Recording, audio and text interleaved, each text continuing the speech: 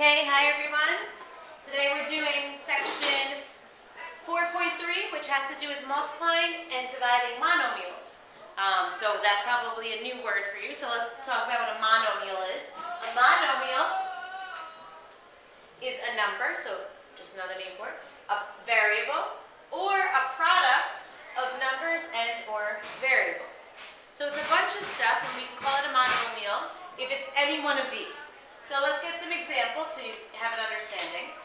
A monomial, the number 80, the number 3, any number, -2, a half, any number is a monomial. If it's a product of a number and a variable, 9 times x, that is a monomial. Or just variables being multiplied together. This means y times y, we write it as y squared. Or two variables being multiplied together, or two numbers being multiplied together. So it's a product of numbers and or variables.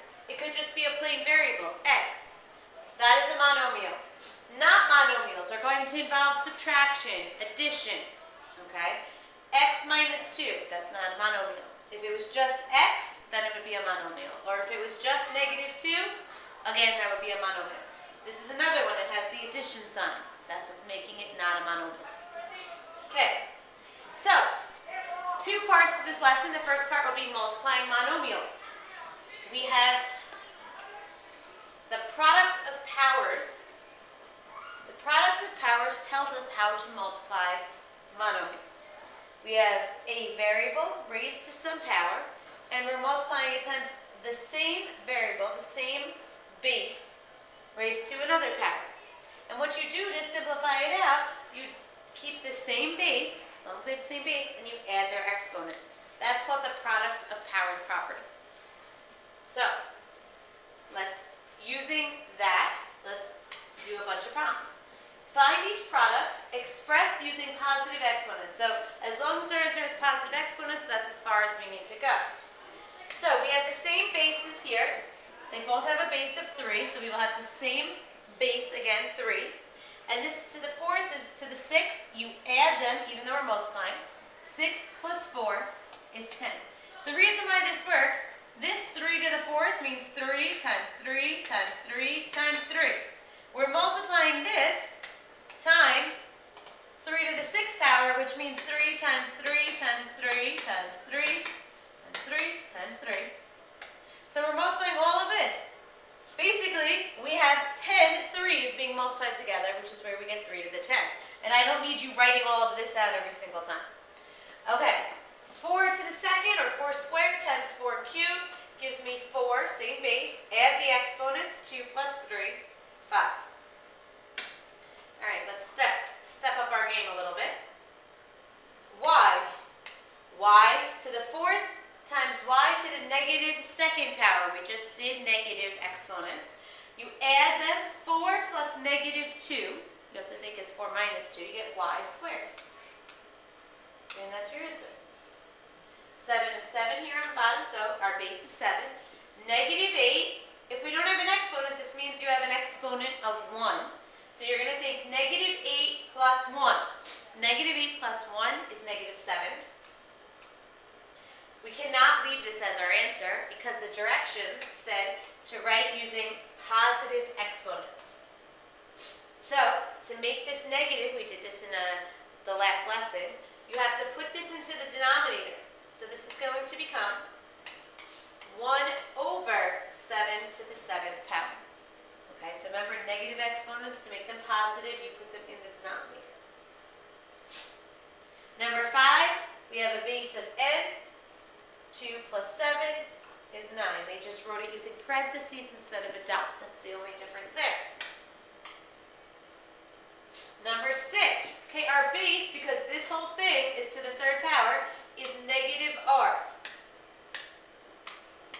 -r. Add your exponent, 6 plus 3 is 9. Okay, so just because our base has a negative in it, that's okay. You keep it right there.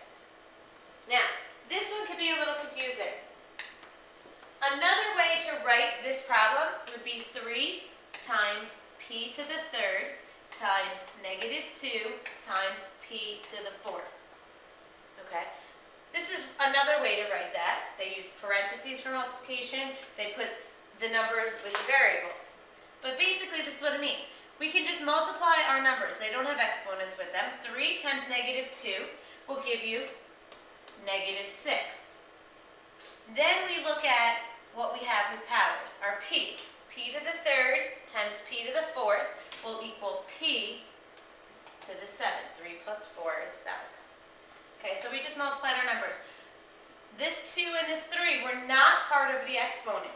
If I wanted to make this whole thing part of the exponent, I would write 3p to the third.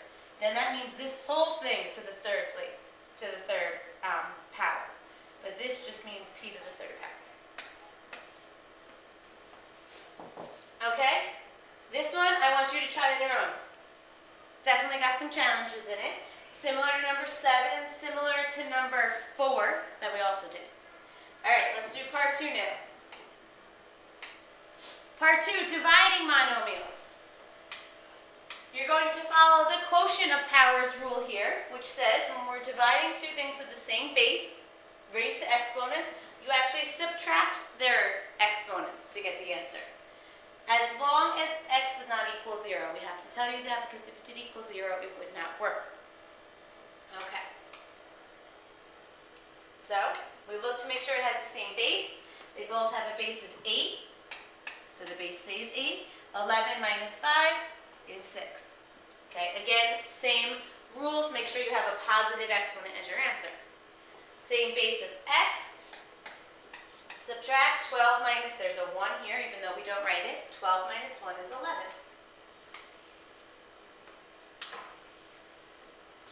Number 3.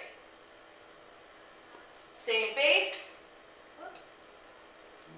-7, so you keep the -7. 6 minus 5 is 1, and it said to write your answer with exponents, so I should see the 1 there.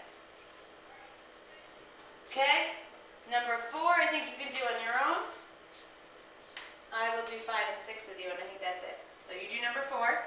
Number 5, the same base is 2. -2 minus 2, this is where it gets a little hard. -2, take away 2, is actually -4. Now you have to write that using a positive exponent. Negative exponent, so drop it into the denominator to make it positive.